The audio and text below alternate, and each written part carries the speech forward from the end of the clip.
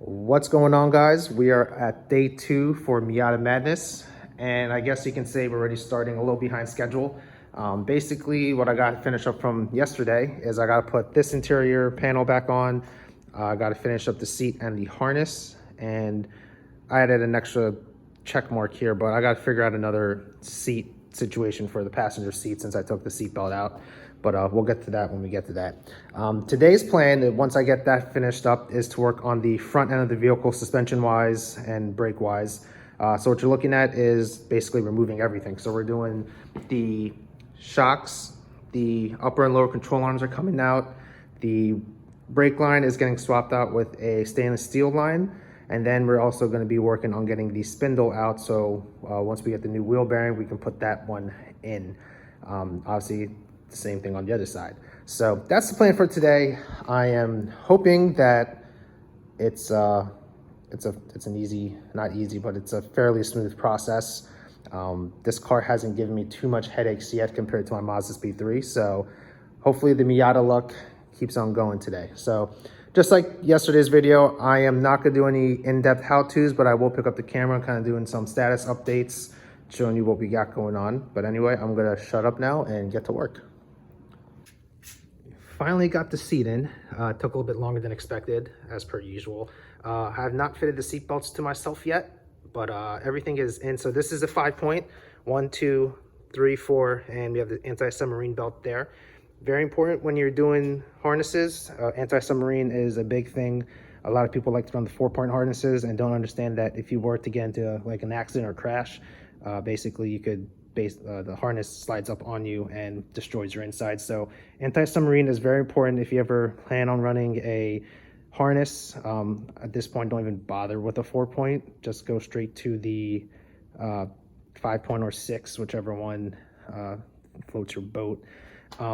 So the harness is going to be wrapped around the integrated harness bar. I don't think I told you in the last video, this is the Hard Dog M1 hardcore bar with the single diagonal, obviously. So this Recaro seat I got for free from another Miata buddy of mine. He went with a different seat and said I can pick it up.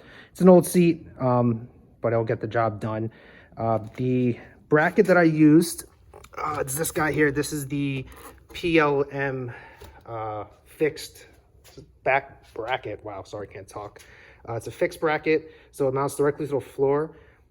It sucked, even though it's only 4 bolts. Obviously, the front 2 are easy to get to. Once the seat is in, though, and you have it to your position, getting to the back 2 is basically working in a very tight space and blind. But I managed to get the 2 last bolts in. I did have to massage the transmission tunnel to get things to fit, but other than that, the seat is in. I did have to do a little bit of fitment here. It sits for the most part. I might need to trim a little bit from the top here as well too, but I mean the seat's in there for the most part, and the door closes, which is nice. But now that that is all done, we can finally get to the front of the car as planned. I'm gonna take a quick lunch break and get to it though. But yeah, this is gonna look awesome.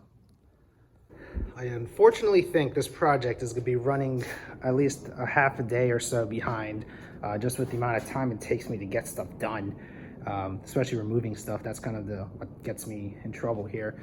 But passenger side front is taken apart for the most part. I need to get the tie rod end out of the spindle. I had a tie rod end removal tool, but that decided to exit the chat. So got to get a new one of those. Thankfully, this car came with a whole bunch of spare parts. I have a new tie rod end. So once I get that mangled one out, I'll be good there. I do need to order another lower ball joint. That one has some play, so I'm not putting that one back on the car. Oddly enough, the top one, upper one is solid, so that one's not getting replaced. So with that said, I'm gonna go ahead and start getting the bushings done. So 4 in the front there. And then I have the motor mount that's gonna go here. And I have those bolts already soaking in PB Blaster and the one down there. So I'll get the passenger side for the most part done, get the brake line on. I can pretty much put everything back together. I might as well just order another sway bar end link while I'm at it, since I'm doing all the bushings. It can't be that much more expensive. And once everything is back on the vehicle on this side, I can move on to the other side.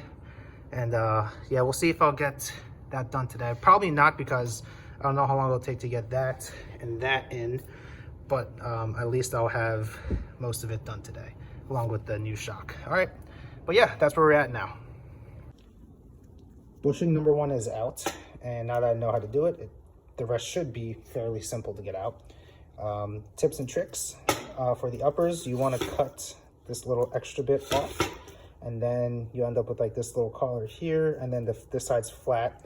You're gonna get like a 2-jaw puller, like that guy down there. Start it from the outside and push it through. You can use heat along the outside here to kind of loosen things up if things are stuck. But yeah, that's all I used, and it came out. Didn't have to melt the bushing or do anything stupid with it. But yeah, we're gonna go ahead and get this one done, get it prepped. And technically I can put it back in the car. Actually, no, I can't, because I gotta put the suspension in. But yeah, this one will be done, and we'll move on to the lower and keep moving. So here's the update. Motor mount is currently out of the car, and I'm gonna show you that in a second. But control arms have all the fresh polyurethane bushings in them, courtesy of Prothane from eBay. But I wanted to show you the OEM. This is definitely OEM, the motor mount. I don't know if you can see it on the camera. Look at that crack. It's literally going across the whole mount. Look at that. And even like on the sides here, that's all cracking. So this thing was only a matter of time before it was going to just totally fail and no longer be a motor mount. So happy I'm replacing it using the Megan Racing upgraded mount. So it's still an OE style. Didn't quite go yet with a AWR or one of those other like the really heavy duty mounts. This is, I guess, comparable to like the Mazda Speed competition mount. So I think it's like 40% more stiffer, which is, I mean, this is still stock power level, so I'm not going crazy yet. But yeah, gonna swap these over. And the plan for today, I'm gonna have to go back to the drawing board and kind of reprioritize what I want to get done on the car, because there's just so much left to be done, and it's almost middle of the week now. So I'm gonna reprioritize, go back to drawing board, get done what needs to get done for sure, and then some of the other projects can be done mid-season. It's not gonna bump me out of class or anything like that, but it's just, I don't want to stress myself out getting something done and end up with a car like this once it's, you know, race day. So I'm gonna go ahead, I'm gonna finish up the passenger side as much as I can. I had to order up some other parts that I just found that were kind of junked up, and then maybe start disassembling the driver's side. But yeah, definitely have to go back and see exactly what I want to get done on this car before the autocross. But yeah, bad motor mount. The garage is a mess, but I guess good news is I got a decent amount of work done today. Not as much as I wanted to, so still behind. And as I stated earlier, I'm gonna have to reevaluate exactly how much I want to get done this week, because I guess I was a little too ambitious with my goals to get things done. So today, what we got done, obviously the whole front suspension chassis area is bare. I have to still get the tie rod off so I can get the new one on and get it free from the spindle. I'm getting a new wheel bearing hopefully on Friday for that. The control arms have new bushings in it. I have a new shock coil or shock and spring setup over there that's going to go on. And I did get the new Megan Racing motor mount in on the passenger side. So for the most part, all the passenger side is really needing now is just reassembly. I have the stainless steel brake line that will go on as well too. And then once that is all buttoned up, I'll go on to the other side. And you know, usually what happens is once you get one side done, you kind of know the tips and kind of tricks to get around some of the snags you may encounter. So hopefully the other side is a little bit smoother. I do know that the motor mount on the driver's side is a little bit harder because there's a exhaust header in the way. I'm gonna see if I can work around that, just because I'll have actually the whole front end torn apart as well. So I might get a little bit more clearance with that. But other than that, I am not gonna clean this up. I'm gonna go inside and call it a day. But yeah, Miata Madness Day 2 is done.